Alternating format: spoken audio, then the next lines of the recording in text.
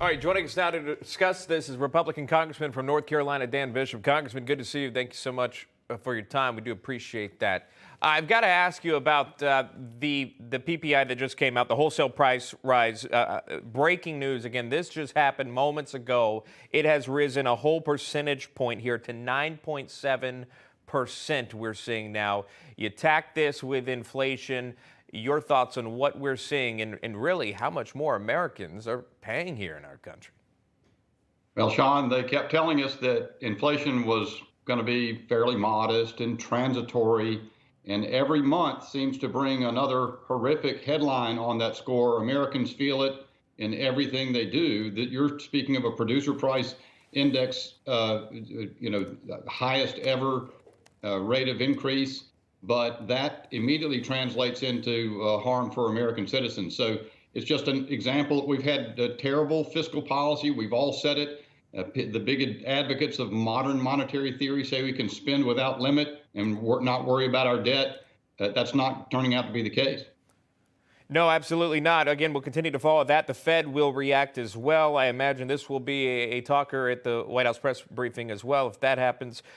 There's a lot going on in the news, and that's not just it. I want to talk to you about D.C. dropping their mandates there. D.C. is one of the areas that you had to show proof of vaccination to attend a show or go and get yourself a burger at one of the restaurants there. Suddenly dropping that and dropping the indoor mask mandate. Are you seeing the tides turn on this through our nation, and what would be the reason for it? Sean, I think the tide is turning. Liberal politicians are rushing for the exit now because Americans have had their fill of this. But, consider the mask mandate that Muriel Bowser, the mayor of D.C., imposed. It went into effect January 15. It's now being ended February 15. About the only impact of that, Sean, was to desolate the few remaining restaurants surviving in D.C. One, the Big Board in particular, serves burgers. They shut them down, they jerked their liquor license and so forth because they didn't immediately enforce the mask mandate to the liking of the bureaucrats. Just a reeking destruction all across the nation. But meanwhile, the celebrities are on full display at the Super Bowl without masks.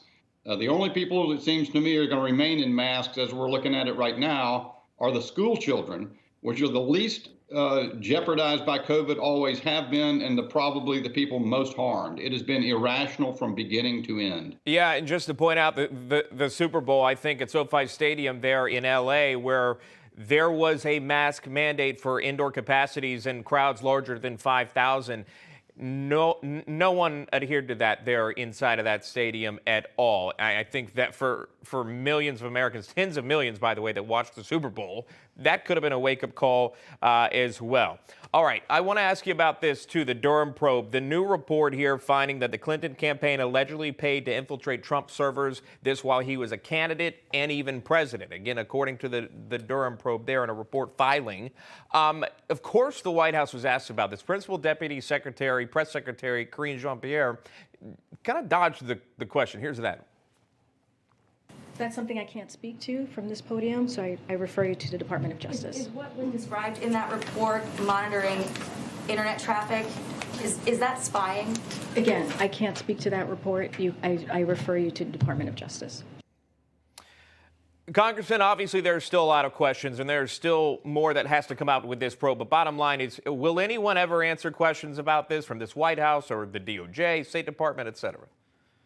Sean, I'm encouraged that finally we're getting to the heart of very interesting stuff. This Rodney Jaffe tech executive worked for a company that had access to, in the words of Durham's recent filing in court, a sensitive arrangement giving them access to the internet traffic coming into and out of the White House.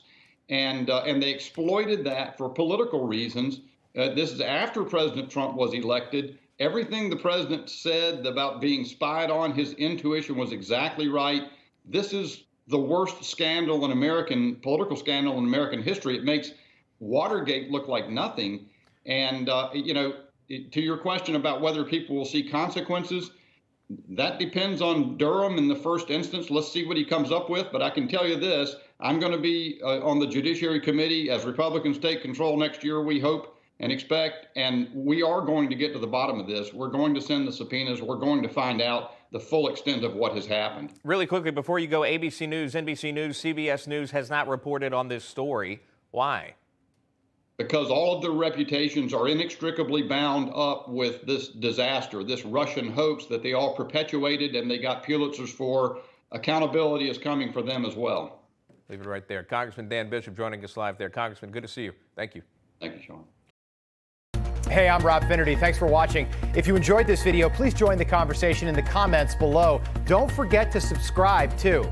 Hit the bell icon to be alerted to breaking news. And remember, there's a whole lot more on Newsmax TV, America's fastest growing cable news network. Newsmax TV, where real news for real people.